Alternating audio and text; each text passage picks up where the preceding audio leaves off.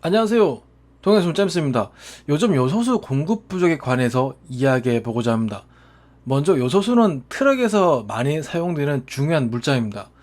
트럭의 경우 디젤 엔진을 사용하는데 디젤 엔진은 희박 연소, 즉 공기가 많은 상태에서 연료를 조금 뿌려줄 때 열 효율과 매연 발생이 적습니다.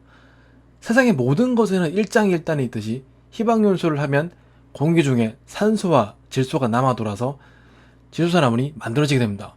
이렇게 생긴 지소산화물을 요소수를 뿌려서 질소와 물로 다시 환원시켜주게 되는 것이죠. 만약에 요소수가 부족하게 되면 트럭을 주행할 수 없거나 출력 제한이 발생해서 정상적인 주행이 불가능합니다. 트럭이 멈춰서면 무엇이 문제냐면 트럭은 전국 구석구석 물류를 책임져주는 역할을 합니다. 우리 몸의 적혈구처럼 온몸 구석구석 산소와 영양분을 전해주는 역할을 하는 것이죠. 적혈구가 우리 몸에 없어지면 세포들이 굶어 죽는 것처럼 트럭이 운행하지 못한다면 우리 집 앞 편의점, 마트에 물건이 못 들어오게 되는 거고, 항만, 공항에 컨테이너 박스를 선적하기 불가능해서 수출입 제한까지 문제가 되는 겁니다. 최근에 이런 비슷한 문제를 겪고 있는 게 영국인데요. 트럭 운전수 대부분이 외국인 이민자인데 취업비자 제한을 하게 되면서 외국인이 빠져나가고, 그렇게 되면 물류에 차질을 빚게 된 겁니다. 정유사에서 기름을 만들어도 배달할 사람이 없으니 주유소에 기름이 없어서 석유 대란이 영국에 발생하게 된 것이죠. 그렇다면 왜 중국은 요소를 수출 제한하게 된 걸까요? 원인은 석탄 부족이 비료 부족으로 이어졌습니다.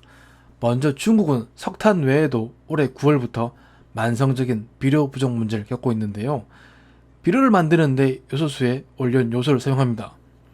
비료를 생산하는 데는 석탄을 열분해서 암모니아를 추출하고 암모니아와 이산화탄소의 화학 반응으로 요소를 만들기 때문에 다량의 에너지와 온실가스가 발생하는데, 에너지 가격 폭등과 석탄 수입 제한으로 최근 전력난으로 각 지방 정부의 에너지 소비 통제까지 겹쳐져서 비료 원료에 대한 생산이 부족해졌습니다.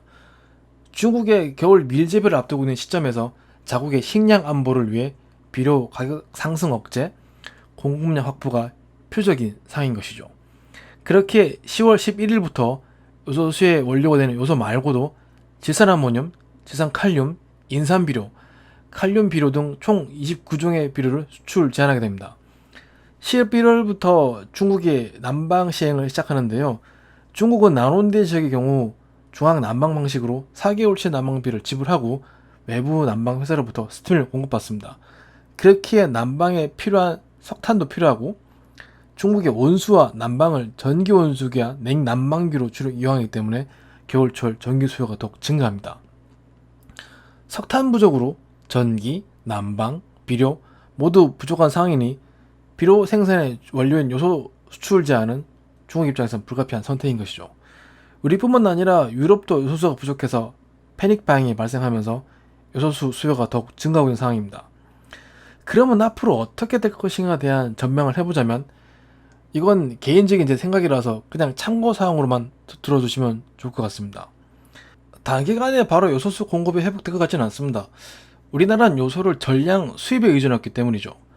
중국 외에 요소 수입 국가를 다각화 중이라는 건 알고 있고, 그 중에 러시아가 있는데 협의가 돼서 대체 구매가 진행될 땐 시간이 좀 더 필요한 걸로 알고 있습니다. 중국이 에너지난과 비료 만성 부족이 벗어날 봄까진 요소수 만성 부족이지 않을까 합니다. 오늘 이야기 여기서 마치겠습니다. 긴 이야기 들어주셔서 감사합니다.